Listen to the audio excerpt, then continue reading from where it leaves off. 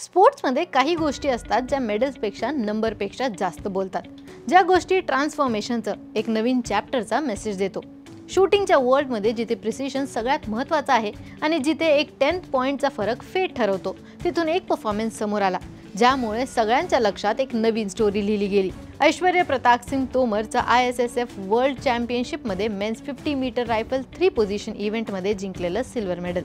हे फक्त personal victory नव्हती, हा होता एक नवीन पेज इंडियाच्या रायफल शूटिंग हिस्ट्रीमध्ये. ऐश्वर्याचा पोडियमपर्यंतचा प्रवास बऱ्याच आधीपासून सुरू झाला होता. मेडल्स आणि स्कोर कार्ड्सवरचे नंबर्स लिहिले जायच्या आधीच. मध्य प्रदेशचा एक छोटा मुलगा Aishwarya Tomar discipline, early mornings आणि फोकसवर भर ठेवून त्याने आपला क्राफ्ट बिल्ड केला. युथ टॉर्नामेंट्समध्ये मार्क करून त्याने सिनियर कॉम्पिटिशन्समध्ये पाय ठेवला, एक कॉन्फिडेंट बिलीफ घेऊन की रायफल इव्हेंट्स फक्त इस्टॅब्लिश शूटरसाठी नाही तर त्यांच्यासाठी आहेत जे स्वप्न बघतात आणि शांतपणे तयारी करतात. कायरोमध्ये वर्ल्ड चॅम्पियनशिपला जेव्हा तो उतरला तेव्हा तो फक्त इंडियासाठी खेळायला गेला नव्हता. तो गेला होता एक मेसेज घेऊन की इंडिया वर्ल्ड मेडलिस्ट प्रोड्यूस करू शकतो. या इव्हेंटसाठी एकदम डिमांडिंग नीलिंग, प्रोन आणि स्टँडिंग पोझिशनमध्ये मास्टरी लागते. टोटल 60 क्वालिफिकेशन शॉट्स आणि त्यावर एक हाय प्रेशर फायनल. क्वालिफिकेशनमध्ये तोमरचा स्कोर बोर्ड लिटरली लाईट झालं. नीलिंग पोझिशनमध्ये परफेक्ट 200 आउट ऑफ 200 आणि प्रोन पोझिशनमध्ये पण सेम परफेक्शन. स्टँडिंगमध्ये त्याला आपलं बेस्ट परफॉर्मन्स दिलं आणि त्याची क्वालिफिकेशन टॅली इतकी आउटस्टँडिंग होती की मेन्स 50 मीटर रायफल 3 पोझिशनच्या वर्ल्ड रेकॉर्डला टच करत होती. 66 शूटरच्या फील्डमध्ये तो टॉपला होता. पण या स्कोरपेक्षा या स्कोरचं मीनिंग मोठं होतं. रीडीनेस, फोकस आणि एक काम कॉन्फिडन्स. जिथे एक हलकी हवा, एक मिस टायमिंग आणि एक ब्रेथ पण रिझल्ट बदलू शकतो, तिथून तोमर एकदम कंपोज दिसला. त्याचा प्रत्येक शॉट एक स्टेटमेंट होतं. फायनलमध्ये चॅलेंज कम्प्लिटली वेगळं होतं. तो 8 मॅन एलिमिनेशन राऊंडमध्ये दुसऱ्या स्थानावरून सुरू झाला, पण एक नीलिंग शॉट थोडा चुकला ज्याने त्याचा रिदमला झटका बसला. पण प्रोन फेजमध्ये तो फुल कंट्रोलमध्ये परतला. एक शॉट प्रिसाइज, स्टेबल आणि फोकस्ड होता, ज्याने तो चायनाच्या ऑलिम्पिक चॅम्पियनला अगदी थोड्या फरकाने मागे टाकतो. फायनल स्टँडिंग फेज होते एक नर्व बॅटल, एकदम इंटेन्स. लास्ट शॉटवर तोमरकडे एज होता, पण गोल्ड मिळवण्यासाठी त्याला 10.2 लागणे इम्पॉर्टंट होतं. त्याने फायर केलं 9.8 आणि तो सिल्वर मेडल जिंकला. ही अचीवमेंट फक्त मेडल काउंटसाठी नाही तर मीनिंगसाठी महत्त्वाची आहे. हे प्रूव्ह करतंय की इंडियाचा रायफल प्रोग्राम फक्त कॉम्पिटेटिव्ह नाही तर कंटेंडर पण आहे. तोमरचा परफॉर्मन्स एक मेसेज आहे. राईट माइंडसेट, सपोर्ट सिस्टम आणि इन्फ्रास्ट्रक्चर मिळालं तर इंडियन शूटर्स पण वर्ल्ड बेस्टला चॅलेंज देऊ शकतात. त्याने वर्ल्ड रेकॉर्ड बरोबर केला. फक्त स्टॅटिस्टिक नाही पण एक सायकोलॉजिकल विक्ट्री होती मेन्स 50 मीटर 3 पीस कॅटेगरीमध्ये. हा एक पाईपलाईनचा प्रूव्ह आहे. नॅशनल लेवलपासून वर्ल्ड चॅम्पियनशिप पोडियमपर्यंतचा प्रवास खरंच शक्य आहे. इंडियाचं शूटिंग इकोसिस्टम जिथे एअर रायफल, एअर पिस्टलवर फोकस होतो, तिथून रायफल डिसिप्लिन पण या नरेटिव्हमध्ये जॉईन झाला. आता या गोष्टीत एक मोठा इकोसिस्टमचा विचार आहे. इंडियासारख्या देशात जिथे अटेन्शन क्रिकेटकडे जातं, तिथून शूटिंग एक सायलेंट स्ट्रेंथ बनली आहे. हा स्पोर्ट पेशन्स, रिपिटेशन आणि प्रेशरमध्ये काम राहण्याची परीक्षा घेतो.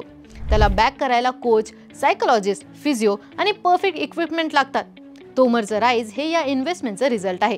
तो सांगतो त्याचे नीलिंग आणि प्रोन ऑलरेडी स्ट्रॉंग होतं, पण स्टँडिंग हा त्याचा फोकस पॉईंट होता. त्याने वीकनेस आयडेंटिफाय करून त्यावर काम केलं आणि त्याची कहाणी फक्त शूटिंग रेंजपर्यंत सीमित नाही राहिली. छोट्या गावामध्ये असणाऱ्या ॲथलीटसाठी तो एक इन्स्पिरेशन बनला आहे. मॉडेस्ट बॅकग्राऊंडमधून येणारा हा शूटर फ्लॅशमध्ये गेला नाही, पण त्याने स्किल आणि हार्डवर्कमध्ये इन्व्हेस्ट केलं आणि आज वर्ल्ड स्टेजवर उभा आहे. मेसेज क्लिअर आहे. टॅलेंट तर पाहिजे, पण एक्सिलेन्सची हॅबिट बनवली तर तो खरा सक्सेसचा मंत्र आहे. या सिल्वर मेडलमुळे इंडियाचे शूटिंग गोल्स पण मजबूत झाले आहे. World championship medals direct Olympic Kota's, ranking आणि फंडिंग डिसिजनमध्ये रिझल्ट करतात. ऐश्वर्याचा परफॉर्मन्स स्पॉन्सर, फेडरेशन आणि एस्पायरिंग शूटर्ससाठी एक सिग्नल आहे.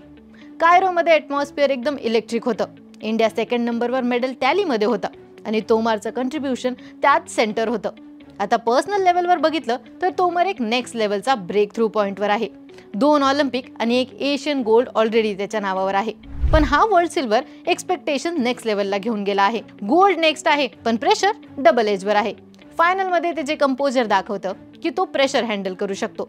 फक्त 24 वर्षाचा हा शूटर दोन्ही पोझिशनमध्ये परफेक्शन दाखवून एक स्लिप नंतर पण जशी रिकव्हरी करतो, ती रेझिलियन्सच त्याची खरी स्ट्रेंथ आहे. इंडिया या मोमेंटचा फायदा कसा घेणार? फेडरेशन आणि स्टेट अकॅडमीजनी एन्शॉर करायला पाहिजे की या सिल्वर नंतर पण कंटिन्युइटी राहिली पाहिजे. हा एक प्लॅटफॉर्म आहे, पीक नाही.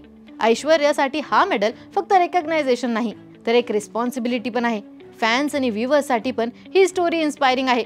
इंडियन स्पोर्ट जेव्हा क्रिकेट, कबड्डी, बॅडमिंटनमध्ये ब्रेक थ्रू मिळवत असतो, तेव्हा शूटिंगसारखं प्रिसिशन फील्ड पण फ्रंटला येतोय. मध्य प्रदेशचा एक शूटर कायरोमध्ये वर्ल्ड रेकॉर्ड बरोबर करून फक्त 0.2 पॉईंट्सने गोल्ड मिस करतो. ही गोष्ट मेन स्ट्रीमला इन्स्पायर करते. शूटिंग आता ब्रँड बनत आहे. रायफल शूटिंग पण एक करिअर बनवायचा रस्त्यावर आहे. फॉर्म्युला सिंपल आहे. Effort, opportunity, support equals to world class performance. आता तोमर आणि त्याचे पियर्स नेक्स्ट सर्किटकडे जात आहे. पॅरिस आणि लॉस एंजेलिस ऑलिम्पिक समोर असताना त्यांनी हे मोमेंटम टिकवायचे आणि आपला कॉन्फिडन्स हाय ठेवण्याची गरज आहे. ऐश्वर्य प्रताप सिंग तोमरचा हा सिल्वर मेडल फ्युचर गेम्समध्ये पण इंडियासाठी टॉप परफॉर्मन्स घेऊन अजून मेडल्स ॲड करेल का? तुम्हाला काय वाटतं हे आम्हाला कमेंट्समध्ये कळवा. आणि अशाच क्रीडाविषयक ट्रेंडिंग अपडेट्ससाठी AGC स्पोर्ट्सला सबस्क्राईब करायला विसरू नका.